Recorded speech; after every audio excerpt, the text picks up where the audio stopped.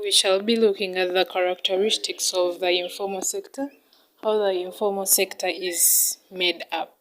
First is that low levels of organization. People in the informal sector are rarely organized. They do things according to the way they feel, like they do things in any way. They can do things in any form, like the way they want. So that there is low levels of organization. Secondly is that it employs family members.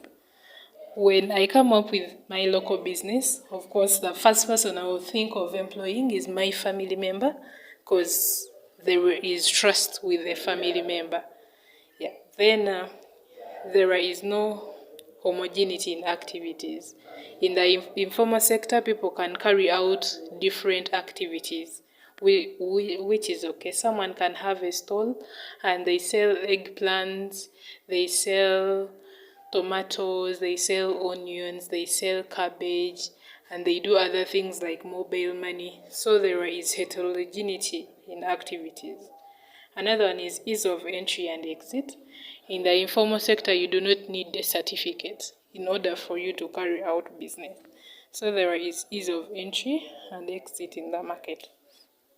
Another one is mostly labor. There is labor intensive. Labor intensive is where they use more of handwork than machines, because most of them don't have money for the expensive machines, so they use labor. They work with their hands.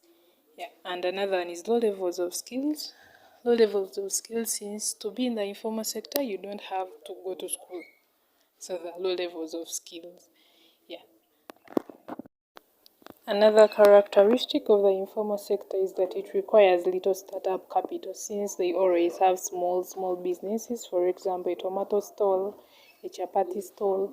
You don't need too much money. You need small money, like 200k, 300k, things like that. Then, not registered. In order for you to have your small business, you don't have to register it. For example, a chapati stall. The most expensive thing you can have is a trading license, or not even have it. For example, a tomato stall. So they don't have to be registered. That is another characteristic. Then another characteristic is income are mainly for home consumption. Most people come up with informal businesses because they want to get daily bread. They want to be able to provide for their families. So incomes are mainly for home consumption, and they do not have permanent locations of operation. For example, someone who deals in clothes. They can be in this market today, and in the next day they're in another market. Then earn low daily income. If your receipts are low, even the returns have to be low. So since we already say that they require low levels of startup capital, even the income is low. And then little job security. Since the businesses in the informal sector are sole proprietors, they can end anytime. If the owner is sick, the business will not operate. If the owner dies or something, the business will still not operate. So there is low level of job security in the informal sector.